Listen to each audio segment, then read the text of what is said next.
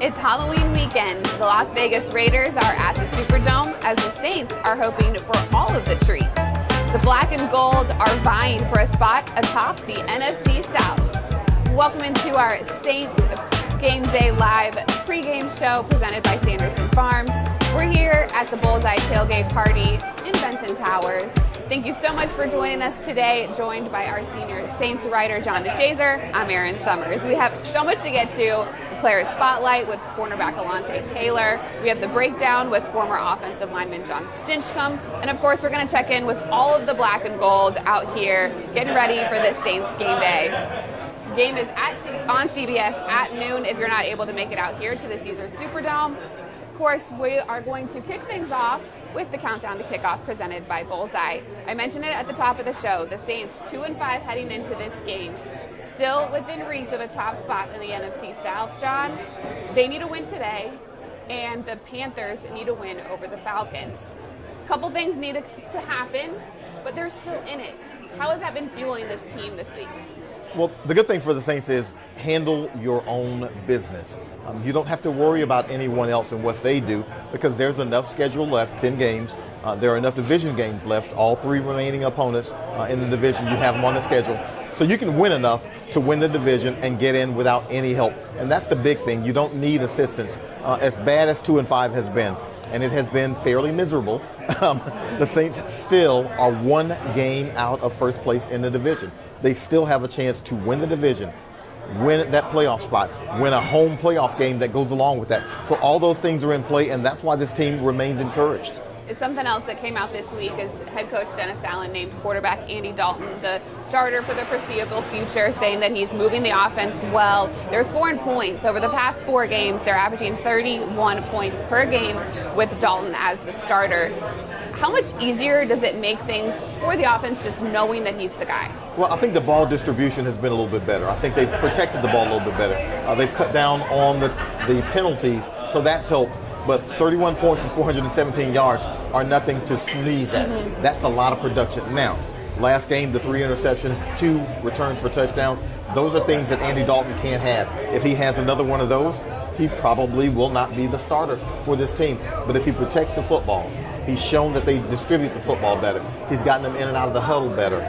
The offensive penalties have gone down. So those things are encouraging. If he can continue to do those things, hopefully this offense will be good enough to win some games. But it remains to be seen because it seems like every time one thing is fixed, another leak springs. So hopefully all the leaks will be plugged today.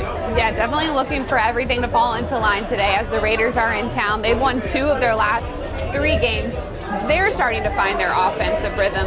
Derek Carr has not thrown an interception in the past 3 games, moving the ball very well, especially with their dynamic playmakers in Davante Adams and Josh Jacobs.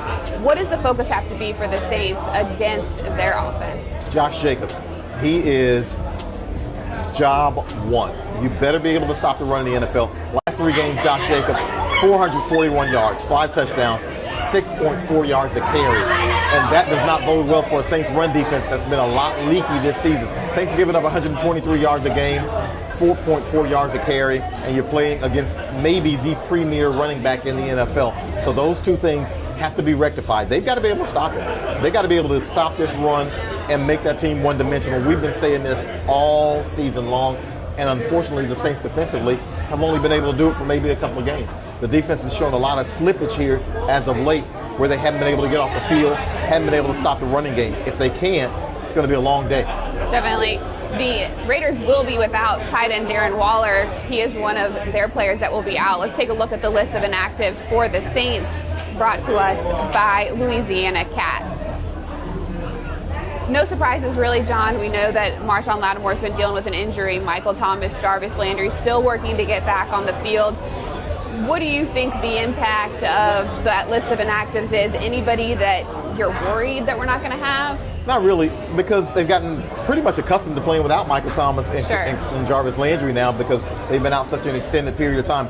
Not having Marshawn Lattimore, of course, hurts detrimental because if you're playing against Davante Adams at receiver, you need a guy who's going to be able to cover him. Carl Granderson, a little bit of a surprise. Thought he might be able to go this week. He adds some depth at defensive end, and he's a core special teams player, but no huge surprise. But again, they've gotten accustomed to playing without those guys. You don't want to be accustomed to playing without them. Hopefully they'll get back soon, but the Saints have learned to function without them. Definitely. Looking at the Saints offensively, we know that Alvin Kamara has done a very good job lately, over 100 yards of scrimmage in the last 3 games. The Raiders' defense, however, they're doing pretty well in the league, only allowing 104 yards. What do you like about that matchup? Where do you think the Saints can find an advantage? Well, the Saints have been able to pound the ball. They've been able to run the football these last 3-4 games with Andy Dalton on the field. And so you like to believe that they can continue to do that, especially when you sprinkle in a little bit of Taysom Hill, you sprinkle in some Alvin Kamara, you're able to maybe get an end around with Rashid Shaheed. And so those things are able to keep the defense off balance. Hopefully the Saints can continue to do that. The offensive line has remained relatively healthy. You've got your guys there, so they've been able to establish the run because they're going to need to. Again, if you don't have Michael Thomas, and you don't have Jarvis Landry, it feels like we've said that a million times here, right? But if you don't have them, you better be able to run the ball because you need to control the clock. You need to keep that offense on the field. You need to be efficient on third down, and they've got to be better in the red zone, but they've got to be able to run the ball. It all begins there for the Saints. If they're not able to run the ball and you got to throw it 45 times, that doesn't bode well for this team. We talked a lot about the mistakes as well, the turnovers that have happened on the offensive side. The Raiders have only forced 4 turnovers, so it's not something that their defense has done very well. Might bode well for the Saints offensively. I don't know. Somebody that I think we have to look out for, though, is their defensive end, Max Crosby. Yeah, he's a terror. He can get to quarterbacks, and that's what you fear is a guy who can get to quarterbacks, because guys who get to the quarterback strip sacks. They get the ball out of the quarterback's hands. They rush him. They force him into mistakes. They get him off timing. They get him off his marks, and that's the thing that you fear. You like to believe this Saints offensive line will be able to control him some, and it'll help some if Andy Dalton gets rid of the ball a little bit quickly, because you can mitigate the pass rush if you get the ball out of his hands. That's where Alvin Kamara comes on swing passes and screen passes, where you might be able to entice Crosby in to rush the passer and dump it to the running back and get some production that way. You mentioned the offensive line. Well, you caught up with a former offensive lineman here with the Saints in John Stinchcomb earlier this week in the breakdown presented by Microsoft Teams.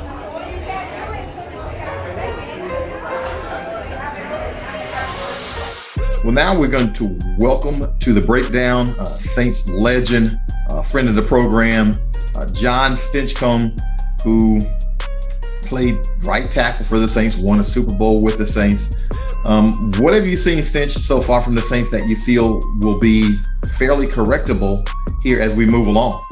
Yeah, well, I'll be joining you. I think I'm once again the legend, which is old man of the game. So I don't know what all they got me signed up for, but like driftwood, I'm going to try to stay out of the way as much as possible and just enjoy it. But what's a challenge this entire season that we can try to point to a number of things. Obviously, that turnover margin is a big issue. Turning the ball over and not creating turnovers, it's a bad recipe to try to overcome for any team. But more than anything, it's health. This team, you look at the roster, and whether it's your top 3 wide receivers, your star running back, your quarterback, both cornerbacks, take those away from any team and see what happens. The fact that they have been competitive in games at times, despite the fact that you're working with a number of new faces and a turnover margin that would be difficult for any team to overcome, that explains why you're 2-5. And it's unfortunate. I think this team is much better than what their win-loss record indicates, and it's mainly because they haven't been able to put their star horses out on the field. And until that comes, I think it's going to be a real battle. Since you played on some low turnover teams with the Saints, how did they correct that? Because it sounds like an easy enough fix, and yet it's been something that has reared its head several times this season. Yeah, well, first, you can't turn the ball over the way the Saints have, right? I mean, even this last week, right before the half, those are game killers. And what was once a very competitive, hey, we can just stay within our normal operations, became we've got to make major adjustments at halftime to our game plan. And the Saints have to avoid that. And, you hear the announcers talking about Andy Dalton and his ability to protect the ball. And, those interceptions were not just due to his play. I mean, he was hit in one play, it bounced off the chest of a wide receiver, and then he tried to force a ball in the end zone. You can't press like that. John, thank you for joining us here on The Breakdown. We look forward to speaking to you in the future. Always great stuff, and thank you for being such a wonderful, wonderful friend of the program.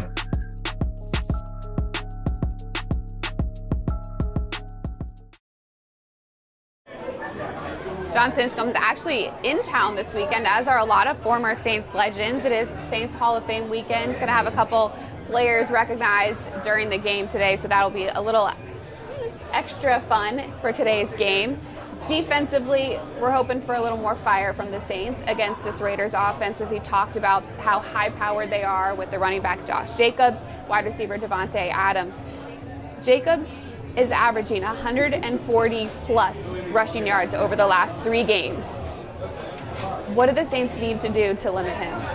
Well, they call it gap integrity on defense, and that means basically you just have to maintain your position. You've got to play your position. You can't overrun it. You can't overplay it. If you do, he's the type running back, not only can he take advantage of that, he breaks a lot of tackles. And so if you can't maintain your integrity, he's going to hurt you. If you can't get him on the ground when you get to him, he's going to hurt you.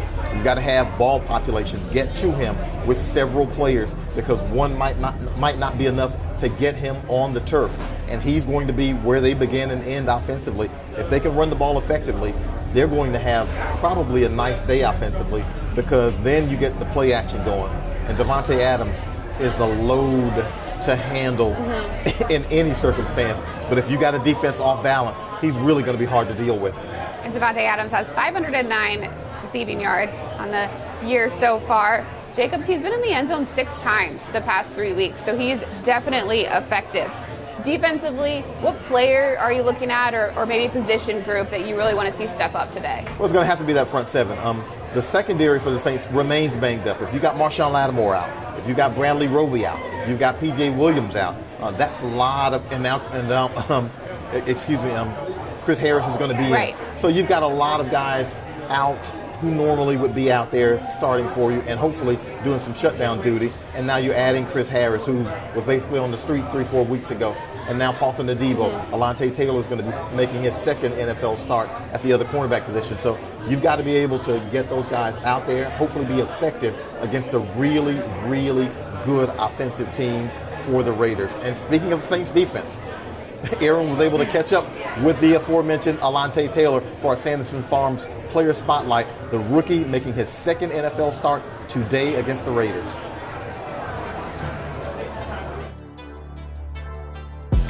Welcome into our Player Spotlight presented by Sanderson Farms. I'm Erin Summers here with rookie cornerback Alante Taylor.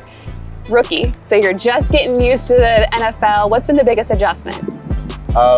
Really just learning, I guess, how to practice, and then really just taking care of my body. I hear that a lot, but the guys kind of telling me, like, Alante, get in the cold tub really cold, so I try to stay away from there, but just learn how to take care of my body. It probably feels good though here, with as hot as it gets in the summer. The cold tub? Yeah, during practice, I'll be like, I'm finna jump in the cold tub head first, and then we get inside and it's super cold, and I just get in the hot tub. Any of the players that you've been leaning on? I lean on Tyron a lot. Me and Ty, we talk all the time. Me and Paulson, we always had that relationship. He's kind of been banged up a little bit, but Ty's been the guy that I've leaned on here recently. And then, I talk to Lat here and there, but again, he's kind of been banged up, so I kind of give those guys their space, because that's what I needed whenever I was hurt as well. So yeah, you mentioned the fact that you've been hurt a couple times during this season. How has your faith helped you deal with getting through those injuries? A lot. I really feel like God was trying to teach me patience, and that's something that I really gained from all of this. And then I feel like throughout times I haven't really been hurt, or missing games anyways, and coming to the NFL, every rookie wants to make it to the NFL and then play in the NFL, and I had like a chance of that, but then it was kind of taken away from me a little bit. But throughout that time, I understood that everything happens at the right time, and I was blessed enough with an opportunity last week to play against the Cardinals and start, and I feel like I seized that moment and the opportunity. So when I got home, You know, I gave God all the glory and honor for that, just because I didn't see the bigger picture, and now I'm kind of seeing the bigger picture. In that game against the Cardinals, you had 3 solo tackles. Defensive coordinator Chris Richard just said you're ultra competitive and very confident. Where does that come from? Just wanting to be the best, but I also feel like, you know, I was blessed with this opportunity. God gave me this opportunity, and I feel like if I don't go out there and give it my all, I feel like I'm cheating him. And so that's just something that I do. I give it my all. Going to Tennessee, that's something we always say, like, I give my all for Tennessee today. But every day I feel like I just give it my all, and part of that is just being competitive, wanting to be the best and wanting to be the greatest. But yeah, I feel like it just comes from within, and it just comes from God-given talent and ability. What do you like to do outside of football? I like to get manicures and pedicures. Okay. I also like to go to the movies, and I like to go bowling. Haven't really had a whole lot of time to do that just yet, but I have been getting my manicures and pedicures. Do we have any special colors that we like? Oh no, I just go straight gel. Okay. Clear gel, nothing too fancy. Roby one day see me, we're dapping each other up, and he's like, this dude got sparkle fingernails. But nah, that's what I like to do though. All right, the upcoming game against the Raiders. We've been talking a lot about getting that swagger back on the team, especially on the defensive side. What is that gonna look like? Just excitement, handshakes. You know, being a rookie, not playing, I haven't got to get handshakes with guys, but every day I've been getting a handshake with everybody. But for everybody, it's just gonna be a lot of energy, a lot of juice. I feel like just running to the ball and just having fun with it, not being so uptight, not trying to figure out things, just kind of doing your own job. But I feel like it all starts from the top. And you know, when Coach DA talks about that swagger, you can see the smirk on his face, and you kind of watch back old defenses, and that swagger was there. And when I watch tape and I seen like Marshawn make a play and everybody run over there and he does like 5 different handshakes, I'm like, yeah, like that's turn. And so I feel like that's what it's gonna look like there. So you're literally going person to person and asking to kind of develop a handshake with them. Yeah, so it's just, I feel like it's a culture thing now within our defense. And so everybody has a handshake. And so every day I've made a handshake with somebody new on the defense. Make sure I got all the DBs, which I do. So now I'm gonna start doing with the linebackers.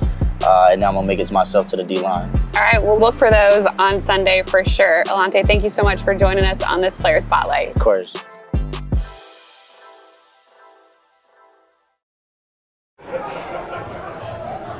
Cornerback Alante Taylor is definitely ready to play today, and we hope that all of you out there are ready as well. So make sure you download ASAP. The ASAP app will help you get all of your game day needs delivered right to your door. Use code SAINTS22 to score free delivery, tickets, autographed items, and more. ASAP is the official mobile ordering partner of the New Orleans Saints. And of course, you can do that if you're at home, not here at the Caesars Superdome with all of us. Everybody out in their black and gold. It's a lively atmosphere. We're ready for a home win here today. So let's check in with the black and gold roll call presented by Bud Light.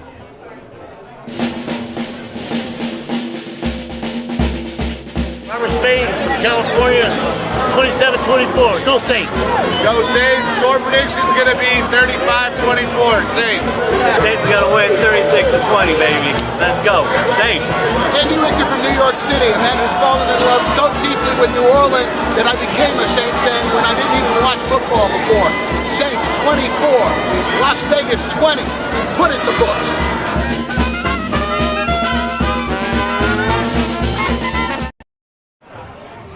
Those are some high scores. I think our Saints fans are thinking there are going to be a lot of points in here today. John, thank you so much for joining me on the New Orleans Saints pregame show. We'll be back postgame. Catch the game on CBS at noon. If you're not here at the Superdome to cheer on the Saints, we'll be back with that postgame show right here, NewOrleansSaints.com, or across our social media platforms. Definitely enjoy this one. We'll hope that we're talking to you on the other side of a win.